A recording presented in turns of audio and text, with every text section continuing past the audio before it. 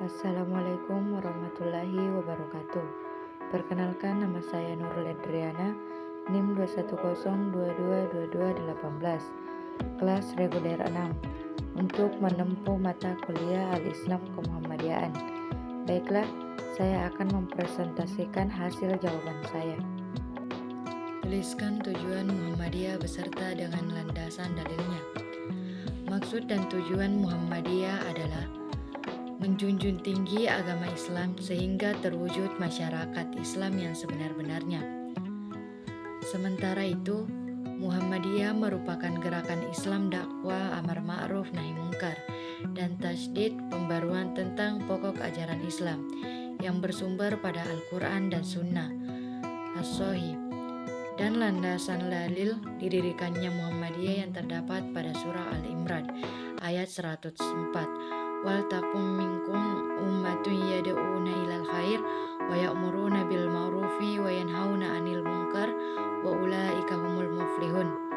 Yang artinya di sini adalah hendaklah di antara kamu ada segolong dan hendaklah di antara kamu ada segolongan orang yang menyeru kepada kebajikan, menyuruh berbuat yang ma'ruf dan mencegah dari yang mungkar.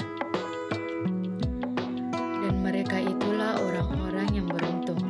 Nomor 2, sebutkan dan jelaskan identitas Muhammadiyah yang Anda ketahui dan perbedaannya dengan organisasi lain. Adapun yang membedakan organisasi Muhammadiyah dengan yang lain adalah pengkajian ekstra terhadap amalia warga Muhammadiyah agar sesuai dengan sunnah Shallallahu Alaihi Wasallam. Satu yang membedakan Muhammad dengan yang lain, bagaimana amalia warga Muhammadiyah sesuai dengan sunnah, yang dikaji sedemikian rupa seperti peristiwa yang diceritakan dalam hadis dari Jabir radhiyallahu anhu. Beliau berkata, kami berangkat dalam satu perjalanan, lalu seorang dari kami tertimpa batu dan melukai kepalanya. Kemudian orang itu mimpi, lalu ia bertanya kepada para sahabatnya, apakah kalian mendapatkan keringanan bagiku untuk tayamum? Mereka menjawab, kami memandang kamu tidak mendapatkan keringanan karena kamu mampu menggunakan air. Lalu ia mandi, kemudian meninggal.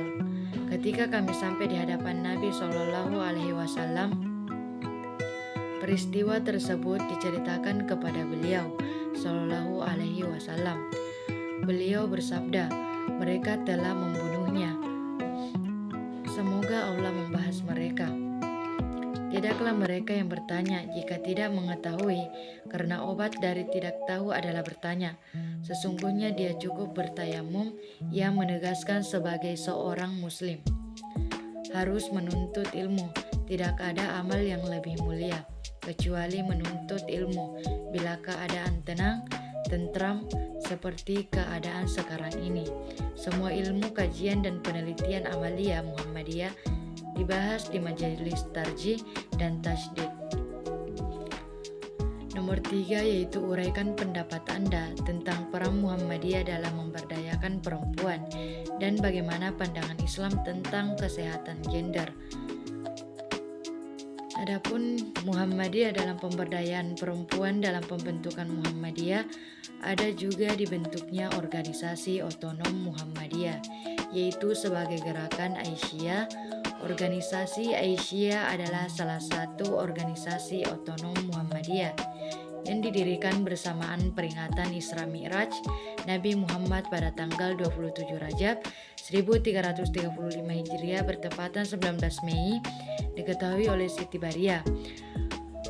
Agar perjuangan seperti Aisyah, istri Rasulullah Nasihatul Aisyah adalah organisasi otonom dan kader Muhammadiyah yang merupakan gerakan keputrian dan bergerak di bidang keagamaan dan kemasyarakatan yang berdirinya diawali dengan pembentukan siswa praja dari ide-ide Somodirjo. Aisyah dalam perannya untuk pemberdayaan perempuan dan masyarakat dalam bidang pendidikan, kesehatan, dan ekonomi. Dalam bidang pendidikan, Aisyah mendirikan PAUD, kelompok bermain dan teman kanak-kanak. Program Keluarga Sakinah juga memberi pengetahuan tentang adab berpakaian muslimah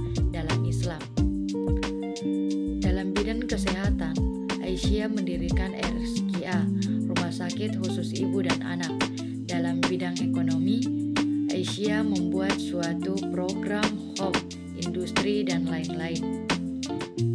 Peran Nasyatul Aisyah adalah membekali para remaja putri pengetahuan dan keterampilan dalam kesetaraan gender.